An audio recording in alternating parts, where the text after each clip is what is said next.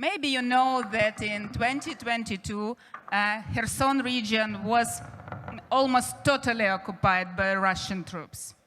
And it was only regional center of Ukraine captured by the aggressor's troops and liberated by Ukrainian army. Our next case is about international role in restoring essential services in this region. And I invite on this stage Nicholas Osbert, head of Water Supply, Sanitation and Hygiene in United Nations Children Fund, and Andriy Seletsky, head of Novovorontsovka community. The floor is yours.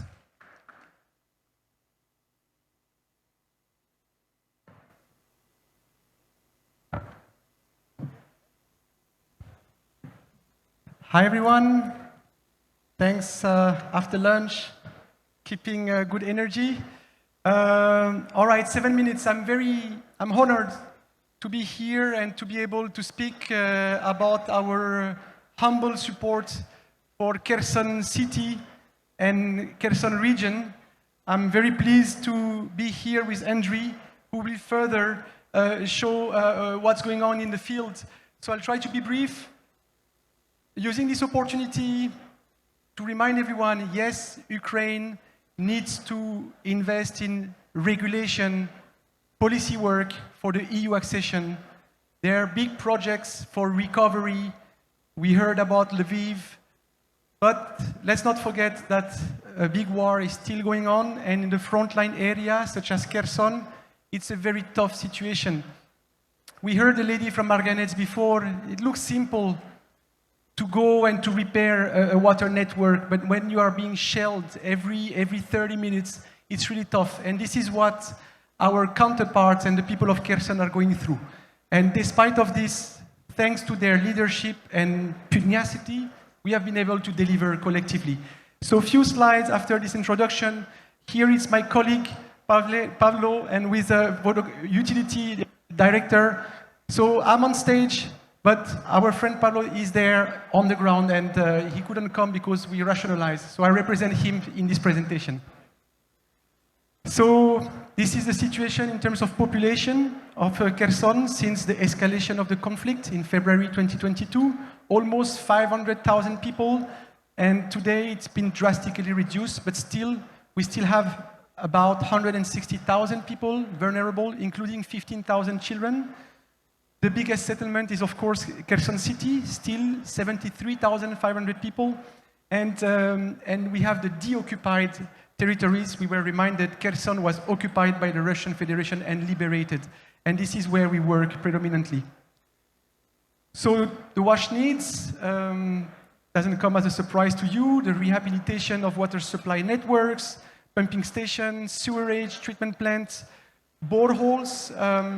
As the supply cannot go the traditional route, we have to create alternative water sources, hence borehole drilling, and even an effort on water quality monitoring, and this is why we support the laboratory equipment and generators because of the very frequent interruption of the power supply because of the attacks. Accelerating in the oblast, the needs, the same water network. A lot of water towers, reservoirs need to be rehabilitated, small ones in order to provide safe drinking water, 65 to be replaced. If there are NGOs and partners in the crowd, step in. Rehabilitation of boreholes as well. And even Kherson, despite of everything, is forward-looking. And they are looking at their energy efficiency and energy independence, hence a big demand for solar panel. And generators and material. What we have been able to deliver, UNICEF support, again, for a guy like me to go to Kherson, I need my HQ director to sign the authorization. It's not easy. All this to say, if we are capable to deliver this, it's because we have reliable partners on the ground. I remember when Kherson Vodokanal office was completely destroyed, the same day, they were reaching out to all the humanitarian partners to ask for some temporary shelters where they can continue to work. And we're talking So this is happening. So this is what we could do. This is a type of budget in the range of $2 million for Kherson City with emergency. And then when we go out of the city, we have less capacity. This is where we very much rely on NGO partners so that they can really work in places where the utilities do not have the capacity, and we go through NGOs. In Kherson City, the government, the utility is driving the project. UNICEF is providing technical assistance and funding. But in small cities, through NGOs, and we have been able to reach 100,000 people as per our own record, and you can see some of the pictures, the rehabilitation, the drilling of new boreholes, and our sponsors, including USAID. Ongoing support, we still have working on infrastructure, sewerage collector rehabilitation for the 80,000 people left there. And in parallel to those rehabilitation, we have the life-saving supplies, hygiene kits, bottles of water, water trucking, in continuation, always ready. So you need the logistic, you need a very strong supply system because the front line is moving, the needs are coming one day to another, you have to be ready. And then we have the pleasure to have a oblast-wide support, much bigger ambition these days. We are almost reaching $8 million here. So this is through the NGO for emergency supplies, repairs, even we have a dimension on gender-based violence. So together with the water and sanitation support, there is also sensitization on those issues and as well as mental health issues. And we have direct support as well for the Oblast on network rehabilitation.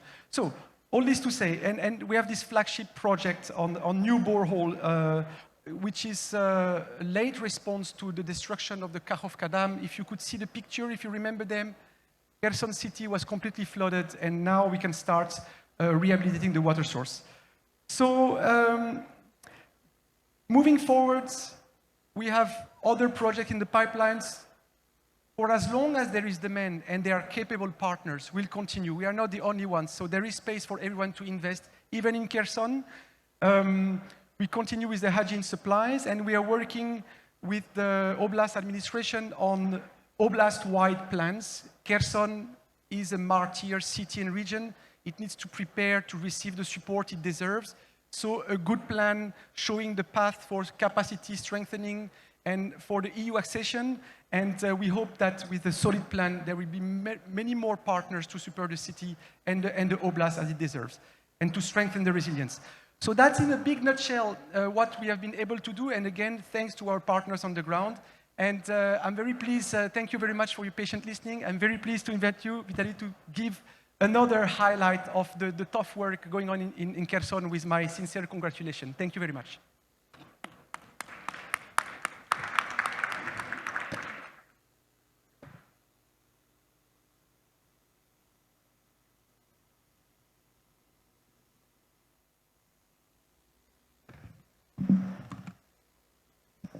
Бажаю здоров'я. I would like to wish you good health. Thank you very much for the invitation. I would like to thank the armed forces of Ukraine. I would like to thank the sponsors. I would like to thank the partners. And I would like to thank all the partners, all of them, upline and downline partners. Thank you for working together for the sake of our people. Сольської територіальної громади на такому рівні маю честь презентувати досвід відновлення водопостачання. It is important to provide for good water supplies for our community. What is our community? We have the population of 1,264 people before the war, but now it's half of that. It's out of 12,000, now it's only 6,000 people.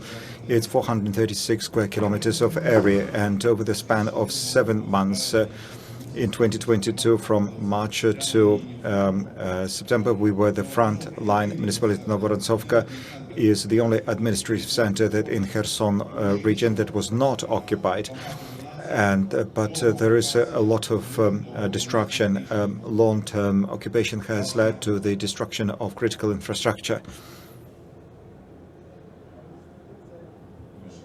Apologies. And once in October 2022, we were liberated. The next question was to provide the Novorontsovska community with water mains and other forms of aid. So we need to say that the entire critical infrastructure has been damaged. So energy supplies, boreholes, pipes, the water mains, the pumping stations, and the collector stations, everything has been damaged or destroyed. So we started immediately responding to these challenges in cooperation with the civil military administration of Kherson and in cooperation with our partners and donors who have been working with us, also due to volunteers. And also as a military administration, we also responded to the needs of the Novorontsovska community.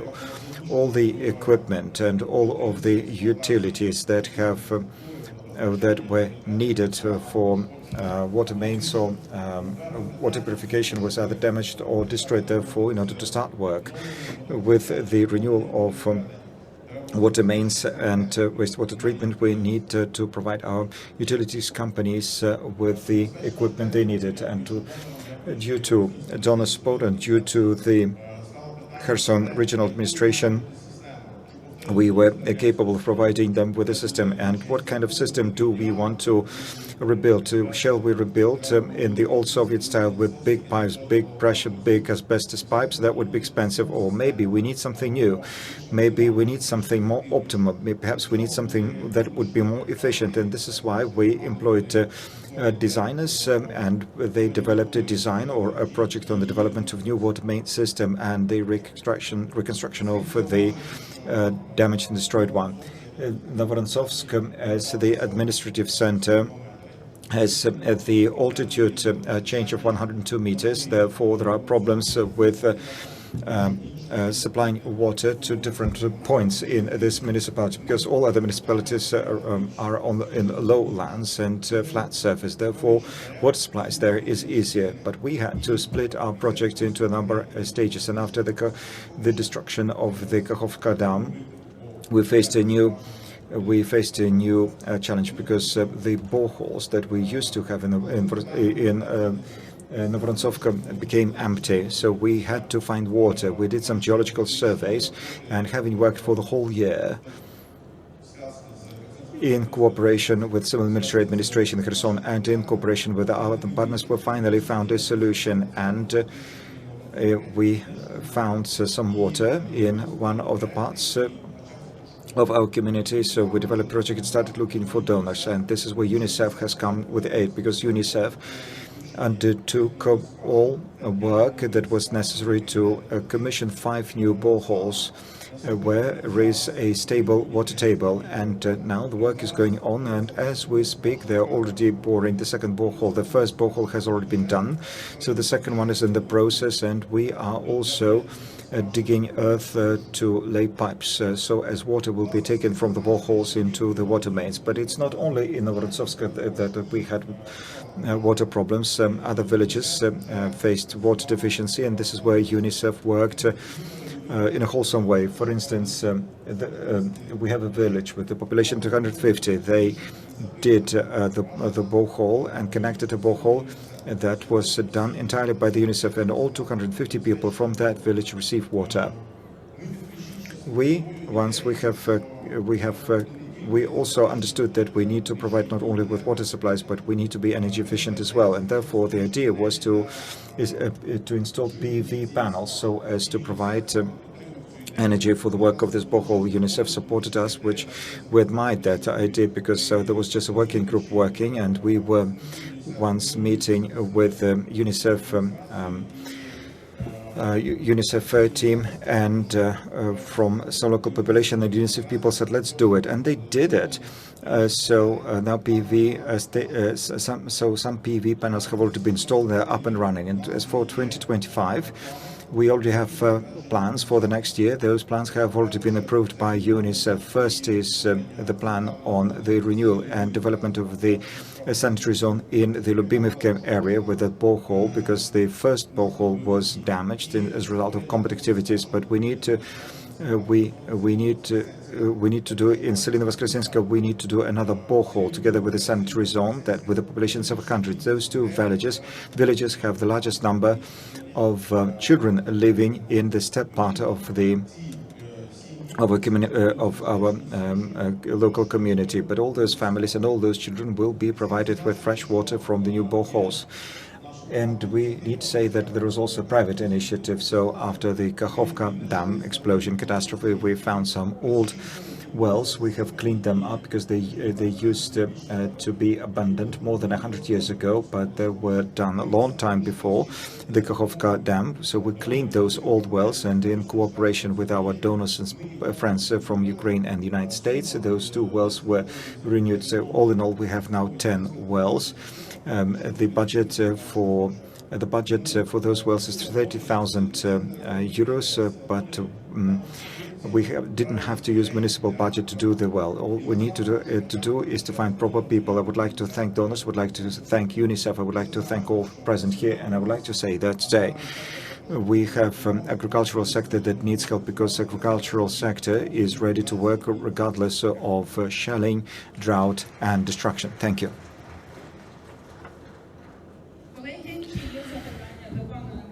Have some questions to Andriy or maybe to Nicholas?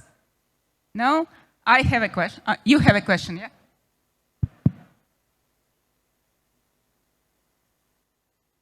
Yes, good afternoon. We understand from our work in Kherson that there is an issue of water quality in the boreholes, and it requires some treatment to be potable. Can you elaborate a bit on that? So between technical water and potable water, how do you address this issue in the borehole in Kherson? Thank you. Thank you for this question. Indeed, all water that we have, of course I can speak only about my community, so all the water we have had before the war in our boreholes in Novorosovsk, that was technical water, but it was the technical water given the organic matter. We did not have any chemical impurities. We didn't have any calcium-based impurities, for instance, because there are some calcium deposits in the area. And also there was some sulfite impurities. So it is technical water. Yes, it is technical. However, as for the community, but also the Novorosovsk used to be a county level, but that water was being used with that water. We didn't have any problems with health condition of the population. However, in order for the potable water to be delivered to the donors have already gave us osmotic equipment. This osmotic equipment is being used to filter the water, but of course the question is where to take the water from. Indeed, you are right. In the Kherson region we have large deposits of underground waters, but we need to reach out them to first. That means that we need to have infrastructure. So far it's not only about finding potable water, which has this problem has already been partially addressed, but we need to have access to the water intake points, and this is what is being done. Питання до Андрія. Question to Andriy. I know that before becoming the head of your local administration, you used to be a volunteer, very active volunteer, and you did a lot for your municipality just before you were entrusted with this public function. So does this experience help you to be the head of cooperation with international donors, and if yes, how? How is it helpful? Yes, thank you for this question. Yes, indeed, you're right. In the past, I was a volunteer, and it helps now a lot. And we were evacuating local population from the occupied territories, and this is where, again, trust from people. People started trusting me, and also as far as donors are concerned, this is how I could prove in action that I could be trusted. And sometimes we need to take a quick decision. Sometimes we need to take a optimum and correct decision. Then I simply personally go to donors. I personally address our international friends who have been helping us, also being as volunteers, and this quickens the time of decision making and communication. I survived occupation, And I have been able also to speak to the bad enemy, but also speaking to the good donors. And this experience helps me a lot. Thank you. Thank you, Andriy. I sincerely believe that Kherson Oblast has a great potential for development, and your famous watermelons will be famous all over the world, not only in Ukraine. You know, watermelon is a symbol of Kherson Oblast.